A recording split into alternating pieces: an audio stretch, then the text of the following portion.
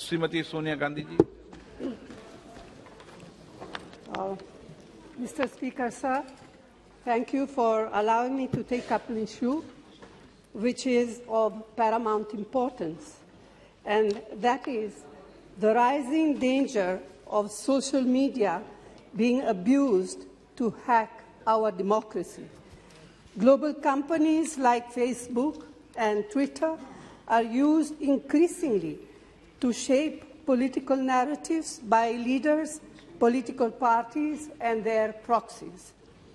It has repeatedly come to public notice that global social media companies are not providing a level playing field to all political parties. Last year, for instance, the Wall Street Journal reported how Facebook's own hate speech rules are being bent to favor politicians of the ruling party.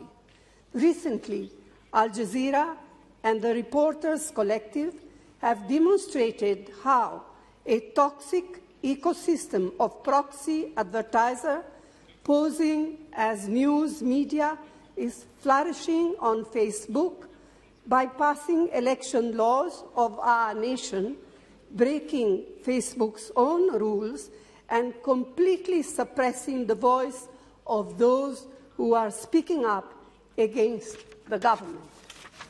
Sir, the blatant manner in which social harmony is being disturbed by Facebook with the connivance of the ruling establishment is dangerous for our democracy.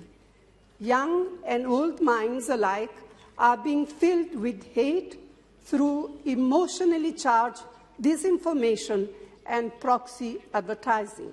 Companies like Facebook are aware of this and are profiting from it.